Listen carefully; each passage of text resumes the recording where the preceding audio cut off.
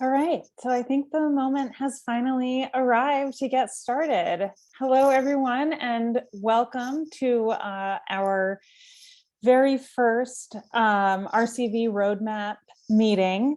This is going to be a long series of meetings about different ways that you can get involved. We're going to be hearing from you, you're going to be hearing from us, and we'll also have an opportunity, hopefully, to hear from not only local leaders, but also national leaders. But tonight we're here to hear from volunteers. My name is Stephanie Houghton. I'm the organizing director. I've been an organizer for my entire career, so tonight is the one that I'm really excited about. I really think that volunteers bring so much to every organization that I've been a part of, whether I was working in Massachusetts or Kansas or Chicago, but the volunteers here in Washington have really gone above and beyond. And they've actually taught me a lot about different ways that we're going to be able to bring ranked choice voting to the entire state. So I'm really excited for tonight's presentation. I'm also really excited for this entire series. I think it's going to be a really cool way to really expand our network of ranked choice voting supporters. So as I said, my name is Stephanie Houghton. I use she, her pronouns. I'm going to be hosting this evening. We have a panel of volunteers, and we're going to be talking about resolutions. Resolutions are a really good way to kind of amplify the voice of your town or city. So they may not be able, a resolution's job is not necessarily to change everything, to say, okay, we're going to change this rule, we're going to change this law. That's not what resolutions do. Resolutions are a megaphone for how a town or city feels, that's signed off on by local elected officials. They don't come out of nowhere, though. So these volunteers that we're going to be talking to tonight have really led the charge in their area. There are a couple different ways to do it. We're going to talk about all of those things. Hopefully, we're going to be able to answer some of your questions by the end, and then we're out of here by 7 o'clock. We want to be respectful of your Wednesday night. But we don't disappear. You're welcome to reach out afterwards. We'll have our contact information up and our social media pages up after that. So a couple of you have already started using the chat function, which we will be keeping an eye on. But to get started, we're really going to be focused on these volunteers, and we're going to start with some questions to our panelists. So we're going to get started with Stony. Stony is joining us from Bellingham and Whatcom. Can you just talk to us a little bit about how you got your idea, your resolution from idea to passage? It's a pretty short story. Do you want to take 1 minute to introduce yourself? I'm sorry, that was my mistake. Sure. So I'm Stony Byrd. I live in Bellingham. I've lived in Bellingham since 2011. At a much earlier point in my life, I was a corporate lawyer. And then, as one friend said to me, you must be doing your penance now. But I've been working on ranked choice voting for the last 6 years. The Whatcom County Charter Review Commission was meeting in 2015, and the big issue was how to elect the county council, and I talked to them almost every meeting about ranked choice voting, although I was calling it proportional representation at that time. And they put it on their agenda and debated it and came within one vote of passing. Woo. All right. But then as soon as FairVote Washington got started, and it was started actually by a guy, one of the two co-founders was from Bellingham, Alan McConchie, and he started a chapter here, and then I got involved, and we've been working on it ever since. But the campaign to get the city council to adopt a resolution urging the legislature to pass the local option bill consisted entirely of a single meeting in a coffee shop with one member of the city council. And he texted one of his colleagues while we were sitting there he said that this other colleague was the bellwether. If Gene Knudsen went with it, everybody would on the council would go with it. So he texted him while we were sitting there. This was on a Thursday, and on the following Monday, the guy we were talking to, Michael Lillquist, put it on their agenda in a work session, and 2 or 3 weeks later, they passed it. That was our Oh, great. quote campaign. Okay, so you heard it here first, guys. 1 month, less than a month to get ranked choice voting passed, no matter where you are, what you do. No, I'm just kidding. That was a really simple, straightforward story from Stony, based on a lot of preparation and work done with his ranked choice voting fellow chapter lead, Kit. Kit, do you want to join us for a second and talk about the process of building a network and knowledge, and how that really helped push that over the finish line for you guys?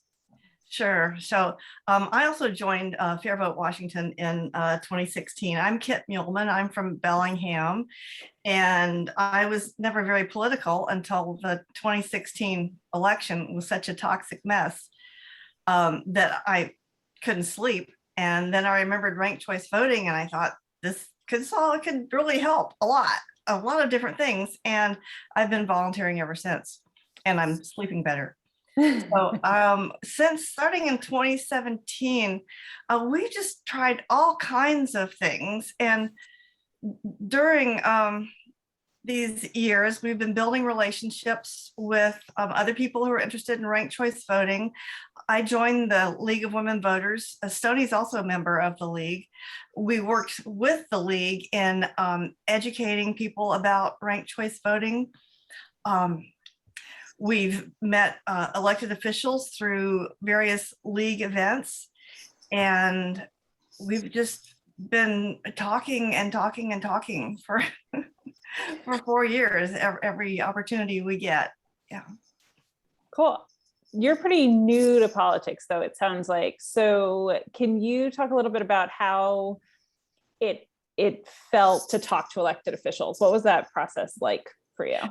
Well, at first I thought it would be really odd, where's the common ground? And then it was during a Christmas social that the League had. They had a Christmas social for elected officials where you just mingle. And I found that these are people, and you can talk, I can talk. I'm really good at talking to people.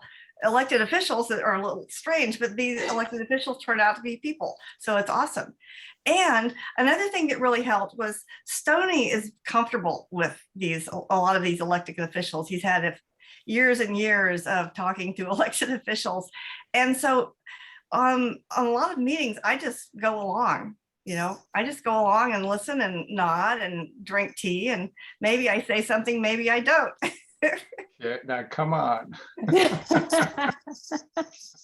I'm not aware of really working that hard, because there are things that need to be said and things that don't need to be said, and you just and you can't push a rock uphill either. You just show up and see what the situation is. Yeah. That's a good point. You want to start with something. And that's why I think it's really important to point out that you worked with the League on this, right? That you weren't just starting from nothing. No one on this call would be starting from nothing. Everyone has access, even if they don't know what that access looks like. And that's why they're here. Like, we have access to our community groups and to our elected officials as well. There are several other people in Bellingham who played big parts. One person is Cindy Madigan. She invited me to join the League specifically to work through the voting rights program on the voting rights committee on a program that would introduce ranked choice voting. So I joined the League in order to work on that program. Yeah. And at that Christmas social that Kit mentioned, Cindy and Kit and I were working the crowd, and we had invitations to our upcoming ranking events, which we handed to everybody we could. And remember when we were having the coffee with Michael Lilliquist, he texted his colleague, Gene Knudsen. Well, at that social, Gene Knudsen approached me. I didn't have to approach him. So that was a bit of tea leaves, I would say. That's terrific. Great. Yeah. All right, let's switch over to our team coming in from Olympia this evening. Thank you, Stony and Kit, and welcome Becky and Katie. Let's start with Becky. You also brought in some other teams to help kind of bring this ball down the field. Can you talk a little bit about what was helpful about that and who else was able to support you? Love to. And also introduce yourself. Sorry, I'll introduce myself. I'm Becky Liebman here in Olympia. I've been a big fan of ranked choice voting and proportional representation for many years. I use she, her pronouns. And had Olympia known we could have just had one cup of coffee with a council person, whoa, we would not have been so methodical. Who knew? But we were so inspired by Bellingham, which is something everybody, all of you on this webinar tonight, take note that we inspire each other. So that's a very cool thing. And like Bellingham, we also did some plowing up of ground. We had a couple of sporadic educationals, and with the onboarding of FairVote Washington, got tabling together and ranking events together. So we had done a little bit of ground plowing up, and also we took advantage of something that perhaps many of you could do as well, which is when it comes to our city council, like I think most, you will soon find out, have public have periods of public input. So for 3 minutes, people can say whatever they want. So in December 2019, we took advantage of 3 minutes. We had one person, turned out to be me. And by the way, I'm no expert, but I knew I could fill up 3 minutes, no problem. And I have to tell you that in those 3 minute spots, in that public input period at a city council, the council people hear so many cranky, angry people that it was a breath of fresh air for a concerned person to come through and in a very methodical way, reading from my script, such a positive thing as ranked choice voting. So that was one relevant first step, and I'm going to pass it to Katie to introduce herself. Thank you, Becky. Thanks, everyone. So I'm Katie Rains, also here in Olympia, and I use she, her pronouns as well, and was fortunate enough to be introduced to FairVote by Becky. Actually, we were trying to figure out how many years ago, but some time ago. So that she was my entry into ranked choice voting. And last year, like many of you, I suspect you were looking for ways to contribute in a really challenging time for a variety of reasons. And so once our Thurston County chapter meeting came together, and Becky and Betsy and others were asking for a small team to organize around kicking off a local resolution. And so we pulled a few of us together, and we strategized and decided to meet with a handful of council members. We knew that Becky had done this initial educational session. So we reached out, we kind of thought about who was on council. One of our council members was running for state representative at that time. So we were like, let's not try to take her time, she'll be full. We strategized on who we knew had some influence and tenure or had some new energy, and actually chose kind of a more senior council member and one of our newest council members to reach out and ask them for a conversation about how we might start a resolution. And in the course of those couple of calls, we took them one at a time and said, like, how would we go about this? Like, can we give you language? Do you need to introduce a resolution? What needs to happen? And it sounds like somewhat dissimilar from that cup of coffee they had in Bellingham. Our council members were not entirely clear on the process, and their sense is for them to introduce it internally, it might take a bit longer. And that there was a question about having to organize with city staff in terms of the city's legislative agenda. So we knew that we were trying to get a resolution passed before session. And so once we heard those things, we kind of came back together and re-strategized and said, hey, like, maybe we should try out just doing a public comment and calling for it publicly. So I'll talk about what kind of actually happened when that day came. But once we had that strategy, we had a date in mind. And then Becky and others did some great organizing to help prepare everyone for that. So back to you. Yeah, we had just a tiny compliment, which was, okay, the wheel was in motion. We had a little bit of a game plan. So we drafted a letter, hoping to get as many signatories as we could to be able to give it to the city council with proposed language. And that, y'all, was kind of a cool thing as well to keep in mind, because it gave us a reason to reach out to people who had signed up in our local chapter, but who we've never connected with, to say, hey, this is in the chute. Would you like to sign your name to this? People just love that little teeny tiny, it was such a small ask that they wanted to do. And FairVote actually helped with some phone banking with that, which was very awesome. And lastly, we were able to partnership with Indivisible. There's a little bit of overlap, and they were willing to put it out to their membership. So we got lots more signatures and more people into the FairVote Washington database that way. And in retrospect, perhaps we could have done that with the League of Women Voters. We don't know, but I just wanted to put that out there. Back to you, Katie.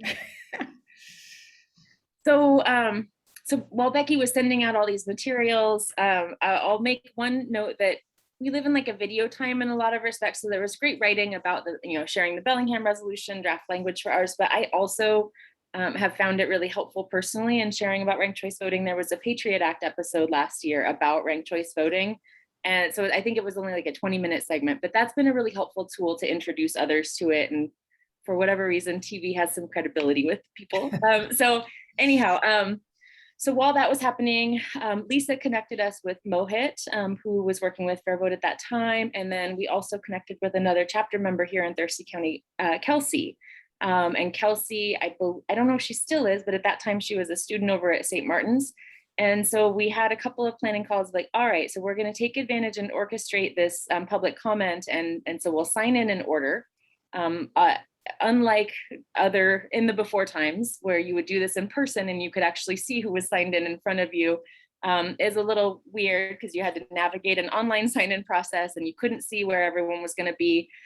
So we just confirmed that we had all signed in and we were just going to take it in whatever order we got called upon. So we each had a part to play. Mohit, well, we kind of strategized on like, what is the most relevant messaging for our city right now?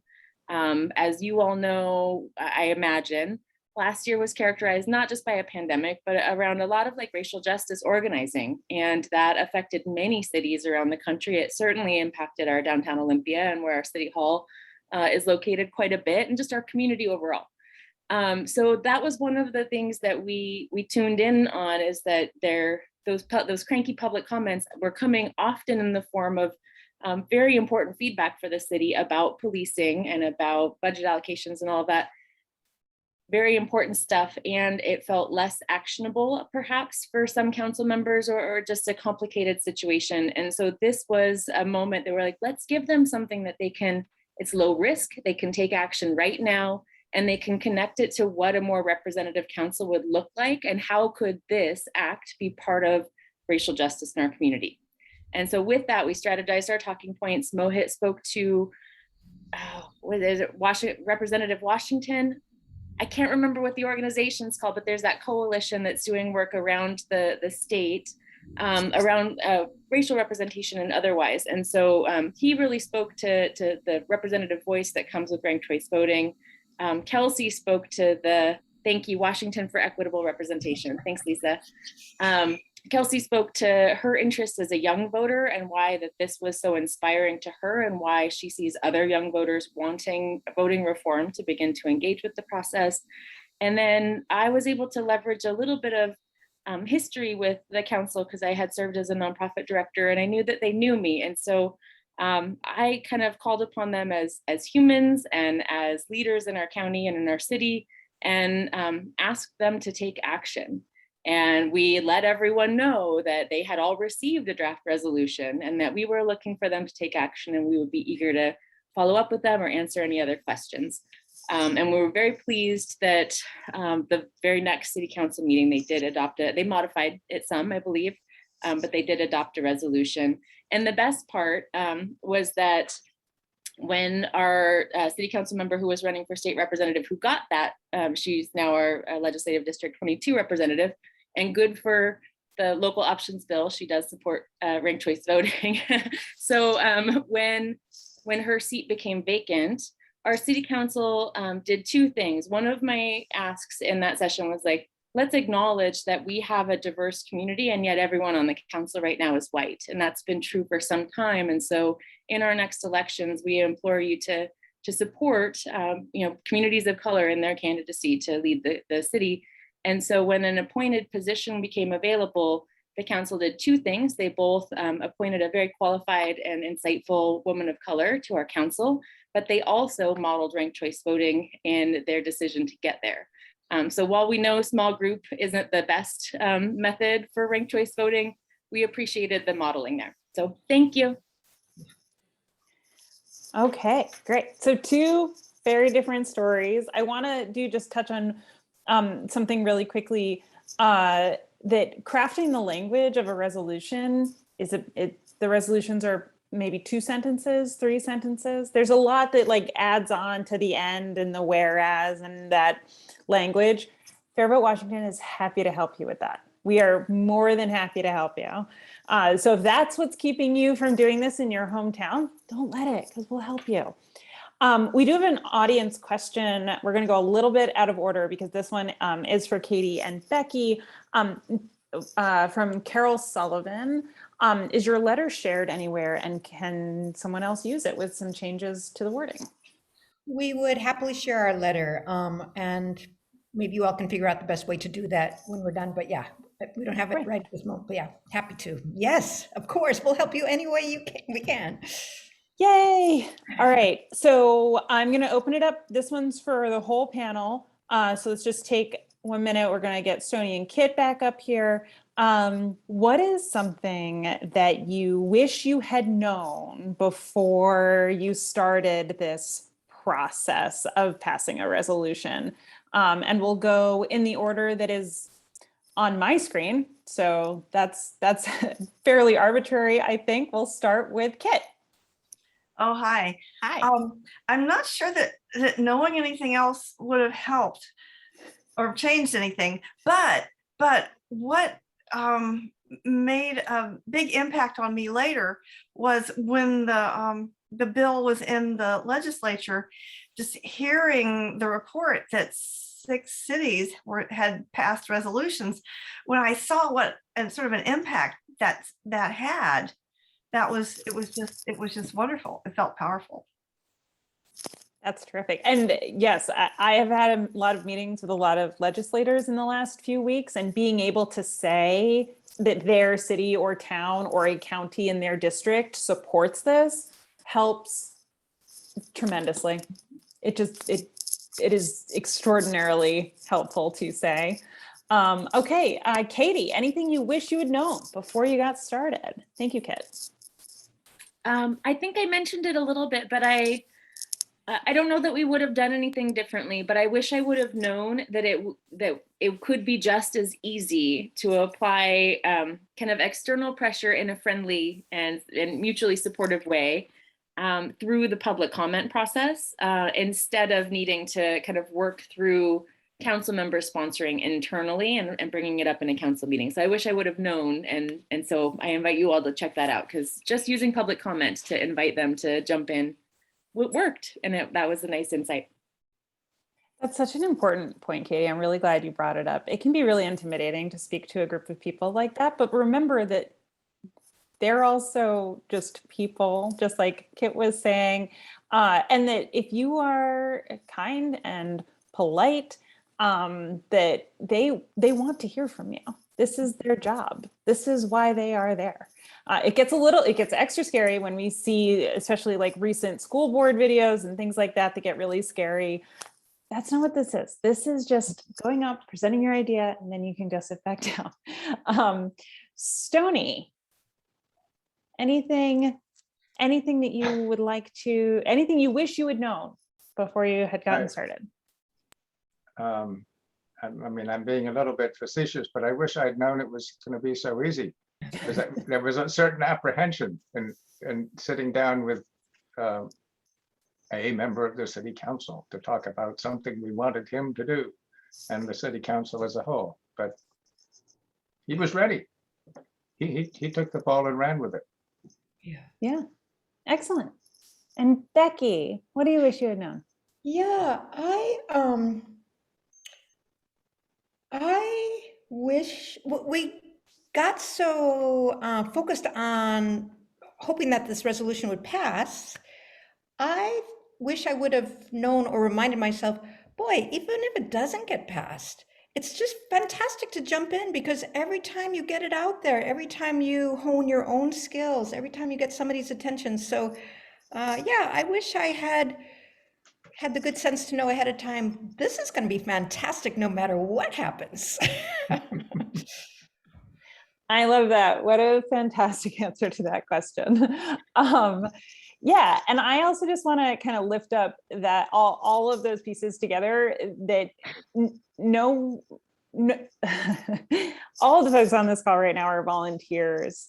And I don't think anyone's coming to this with a lot of experience when it comes to getting city councils or county councils to do things, to get things done. So really and truly, anyone can take this on. It's not necessarily always a single cup of coffee, but it's also not, it is not required that you go to law school first. I haven't been to law school.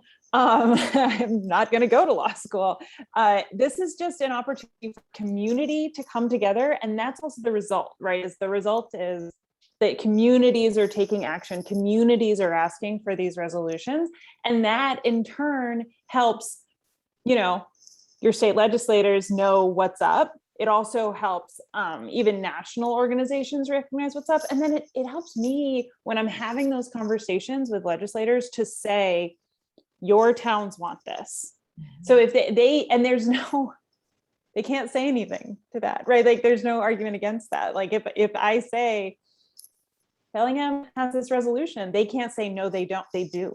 That's the only fact that I have to know. And I want to go back and touch on something Becky said earlier, which is that she's not a ranked choice voting expert, I think is the way that she put it. I'm not putting that on her. That is what she said, because you don't necessarily have to be. You're just out there talking about why this is such a good idea. And that is your job as a constituent, as a voter, as a person who lives in this district, that your voice should be heard. And so I want to really lift that up. You don't have to be an expert. You don't have to be able to answer all of their questions.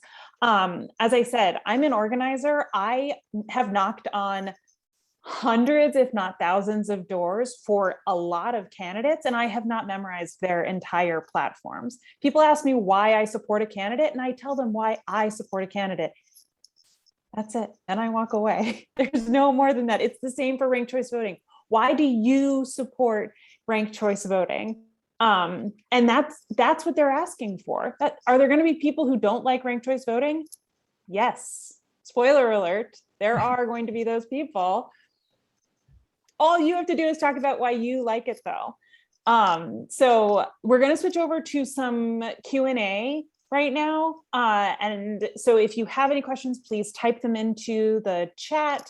We'd love to be able to answer them. Right now, I'm going to read out another one from Carol Sullivan. That was my mistake. You should enter your questions into the Q&A, which you will see at the bottom right part of your screen. Carol Sullivan, I am new to my area, Bothell. How do I connect with others in the area who might be willing to work on a resolution for the City of Bothell Council? Can you organize by area? First of all, welcome. I am also fairly new to Washington. I don't know if you're new to Washington, but new to your area, Bothell. We definitely can organize by area. We have some chapters around the state that would be happy to help you with that. And also we can just reach out to you right after this to do that. We're also in a couple of minutes, sort of as the wrap up, going to talk about a worksheet that's going to help to kind of think through how to find other folks. But I do want to toss this one over to the panel in general, and just say, how did you find each other?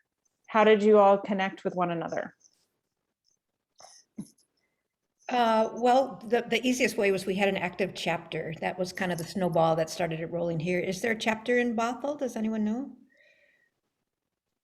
Not off the top of my head. And I definitely am the person on this call. No, so it's on me. But But it's part we of will King find out. County. It's part of King County, so presumably Oh, excellent. Yes, then yes. there's yeah. a King County, there is a King County chapter, so. Yep. Great questions, Carol. Yeah, we want to help you do this. And there's probably quite a list of people in every action who live in Bothell. Yes, so FairVote can definitely help. That is our database of supporters across the state. Every Action is the name of our database, and we would be happy to loop you in with those folks and get this process started. FairVote in Bellingham because Alan Conchi put out a notice on, was probably on social media somewhere, saying we're having a meeting about ranked choice voting, and 40 people showed up. It was like right after the 2016 election, so we were looking for something. Looking for something. Yeah, I'm glad you said that, Kit. And also in Olympia, even before FairVote Washington was born, we also just sporadically, different people hosted different educationals. There's ample opportunity. And I want to say something that Katie, you said when we were planning our little bit. Katie used the word hunger. There's a hunger out there for something better than what we have. And we have a good product, and this nonpartisan way to offer more choices, less negativity, not to mention being able to vote your conscience. It's, yes, as Stephanie said, not everyone will love it, and including people we've learned who are like deeply in the heart of the Democratic Party or the heart of the Republican Party. Yeah, but those guys are the minority. The general public, we're the majority. That's part of what's so cool about ranked choice voting, right? Like people who are non-political genuinely like it, people who are political genuinely like it. There's a good case, just like Becky said. Like, we've got something good here. We just have to tell people about it. And it's the same thing when you're trying to like FairVote Washington, great group, really happy to be here. We need to tell more people about it. And that's part of what y'all are doing here tonight. So thank you for that. We have a question. This one's a little bit of it's going to take me a minute to read it, but I think it's an important one. It's from Jesse Post. I know Bellingham's resolution states support for the local options bill, which is the bill that's up at the State House right now, to pass, but it doesn't pledge to use ranked choice voting once it's available. I've heard that Olympia's resolution differs in that it not only asks for the legislature to pass the local options bill, but pledges that Olympia will use it. Is that true? How are the two resolutions different? Is Olympia's binding, and will it immediately go into effect and start using ranked choice voting should the local options bill pass? Yeah, and Katie, no, we're both shaking our heads no. It was more in support generically of ranked choice voting, but it didn't make any commitments. And nor could it. Well, yeah, because we are a non-charter city. So that's why we all have to pass this local option bill, so that Olympia couldn't have committed itself to it. Well, actually, I take that back. There is some technicality thing. So, but basically that's the correct answer. Okay. I do want to touch on, because it's come up a couple of times, so just give me 1 second to talk about the local options bill, which is in front of the State House. That bill does exactly what the name tells you it's going to do. It provides local regions and areas the ability to start using ranked choice voting if they so choose. So the way that they change their voting charter is it changes. So I'm not going to try to tell you how to make that happen. This just gives all jurisdictions, all areas, a way to change the way they run elections to start using ranked choice voting. Wow, my tongue got really tied for that one. So thank you for holding out for the end of that sentence. And right now it's in the House. And hopefully we're going to get it through the House, into the Senate, onto the governor's desk before March. It's a short session coming up. Stony, you are raising your hand. Yeah, it's important to realize that the local options bill applies not just to cities and counties, but to ports and PUDs and school districts and cemetery districts and diking and drainage districts. I mean, every kind of entity where that has an elected board and has taxing authority can have ranked choice voting if they decide to.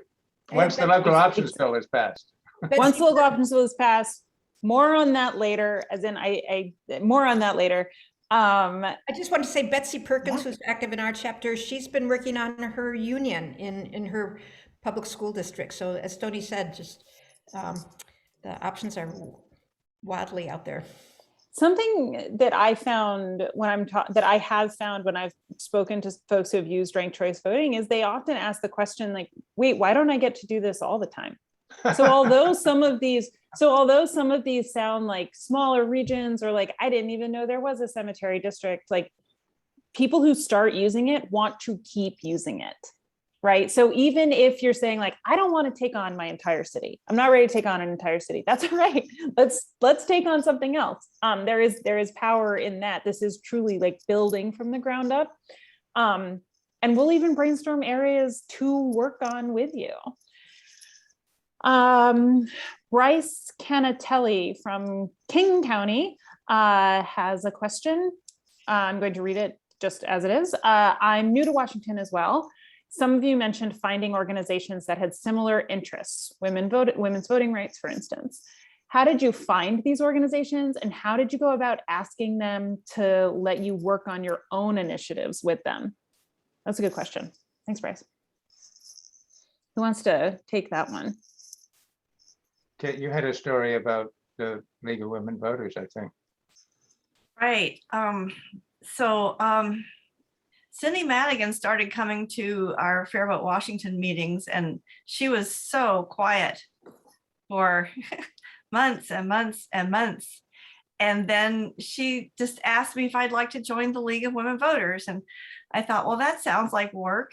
And then she explained that she was on a committee working on a program. So I didn't really reach out to her. I was just in the right place at the right time. And so and it's hard to do that now with pandemic, except that we do have all these wonderful Zoom meetings. So I think this showing up, you never know, who you're going to meet when you show up with people who have similar interests. Oh, and another way I've been meeting people is during the campaign season. I went to every campaign event I could, online or outdoors or whatever. And it was really fun to meet people. And the candidates wanted to know what brought you here. And then I could say, oh, see that button, I'm a ranked choice voting advocate, and I'm just coming to meet you and see if you're interested in ranked choice voting, or et cetera, et cetera. Yeah. Yeah. I love what Kit said, just showing up at events with buttons. I will also say in Thurston County, we had some overlap of a few members who were also active in our local Indivisible. And so one of the little pitches we did, kind of in the category of plowing up ground, we went to their endorsement committee to introduce them to ranked choice voting and ask them if they wanted to use that to endorse their candidates, which they ended up doing. So that was one way that we started to partner with those folks. With the League, I will say, well, welcome to Washington. A couple years ago, the League had as one of their legislative priorities the local options bill. So that definitely is fertile ground. We haven't made the best of that yet. I'm actually going to a League meet and greet in a day or two on Zoom. And then lastly, I do just want to say that we, as an experiment, joined our Thurston County Chamber of Commerce. And it's not cheap, but FairVote Washington sprang for the membership. And we view it as an experiment. And so we just are taking advantage of going to their events and being visible. Great. Thank you all. And yeah, as someone who has belonged to some of those groups, I can say we love it when new people show up. And if you show up and you've got something for us to do, great. But happy to brainstorm a little bit with you, Bryce, as well. Stony. I think of talking with people about ranked choice voting is throwing a pebble in the pond, and the ripples go off somewhere, and you never know exactly what. But if you keep talking to people about it, some of them come back, and there's a group that's going to help you. Bing. Yeah, we grow our volunteer list one person at a time, right? Yeah. So success is measured one person at a time, and that is okay. That is how it goes. Stony, this question is for you, from Stacy Hendrickson. My town spans 2 counties, so there must be other cities in each county that have to approve ranked choice voting before it can use ranked choice voting. Any suggestions on how to deal with this issue? I've had a council member raise this as a concern with the legislation.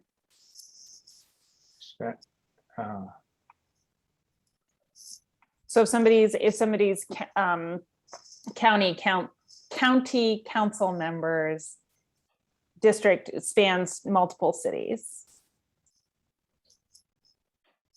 Well, for the county elections, each county would have to allow it. But I mean, if County A passes it, you can participate in the ranked choice elections in County A, but not in County B until County B passes it.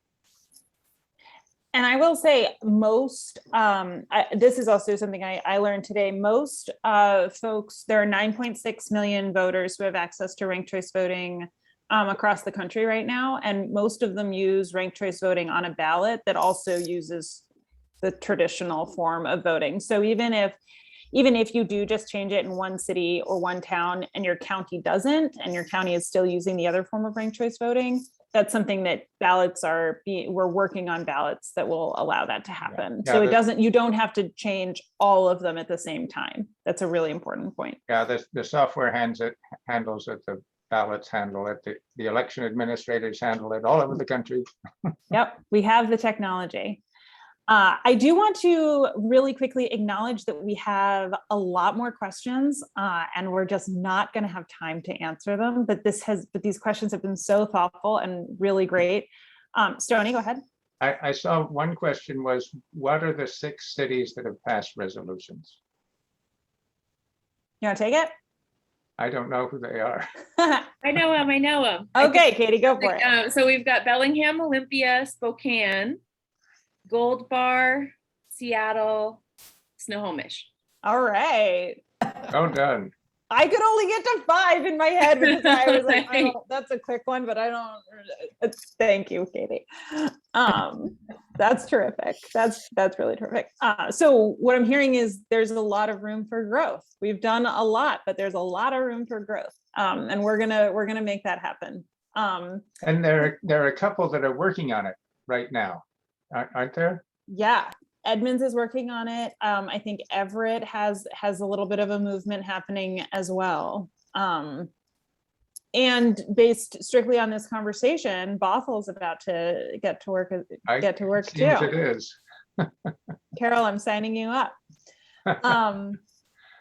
So in that vein, I don't want to send everyone off into the world and say, great, now you all know how to pass resolutions. Let us know when you're done. So attached to this, so we're going to send you all a follow-up email. It will include a follow-up survey. Please fill it out. This is our first in a series. Please fill out the survey. We want to hear back from you about how great I was, but also how we could improve for next time, and also ideas for future episodes in this series. What do you want to know? What can we provide you? How can we help? Who do you want to hear from? So please fill out the survey. Also, though, I'm going to send you home with a worksheet.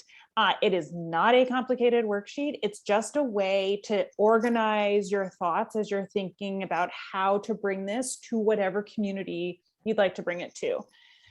Very straightforward questions. Where do you want to pass a pro ranked choice voting resolution? Do you want to do it for your school board? Do you want to do it for your entire county, for your city?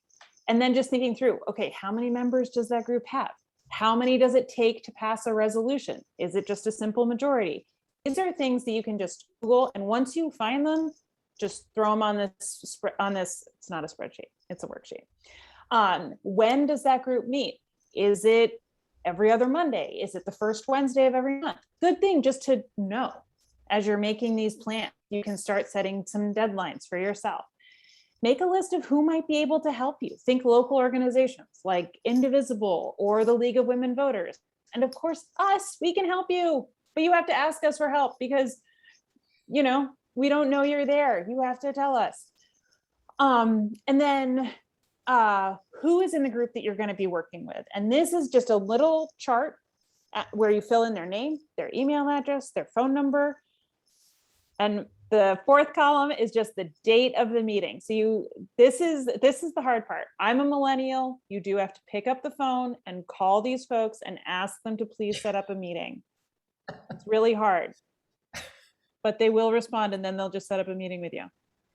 So if you do those things, then you're ready. Then you've essentially gotten yourself ready. You're already here on a Wednesday night in November. I know you like ranked choice voting. I know you know why you like ranked choice voting.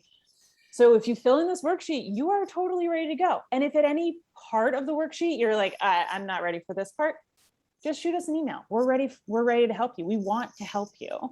And we're eager to help you, whether you're brand new to ranked choice voting or whether you've been sitting on the sidelines watching all of this happen for a while. This really is a movement for all of us. So yeah, I think that is pretty much all that I have. I'm making sure I'm checking my document to make sure I have not missed anything that I was supposed to say. I don't think that I did. Do you guys have any final thoughts that you want to share, members of our panel? Thank you all for being here. Kit? Yes, if anybody wants to spend an hour immersed in ranked choice voting tomorrow night, there's a Why Ranked Choice Voting Works meeting. Yeah. Thank you for reminding me that Chris is the last thing I'm supposed in to talk the about. chat. Mhm. Great. Yes, Chris is on top of it. Tomorrow, Why Ranked Choice Voting Works. I have attended that meeting several times. I have attended several versions of that meeting, and I have to say it is incredibly helpful. We have one tomorrow, but in case for some reason you have not put your calendar on hold for the entire month of November for ranked choice voting, that's okay. We've got another one in December, and we're going to have more in January. And we would love you to join. It's a good way to learn how to talk about ranked choice voting, to learn about the movement nationally, to learn about the movement in Washington, and to get some more steps on maybe some smaller actions you can take. Maybe the resolution passing thing is not for you right now. That's okay. You can also learn how to talk to your legislators. We also are a very small but mighty organization, but we do rely on all of you for generous donations. So if that seems more up your alley, great. We would love to have that too. You can find that link in the chat as well. And yeah, I think that's it. Does anyone have anything they want to sign off with? Becky, Katie, Stony? Kit, we'll all see you tomorrow night. Everyone, please make sure you fill out your survey. Don't forget to follow us on all the social media. We're just at FairVote WA. And again, Stephanie Houghton, happy to answer any of your questions in email. I will be checking. So thanks, everyone. And thank you, Jessica, for putting on such a great event this evening. Yeah. Thanks, everyone. Good night, everyone. Good job.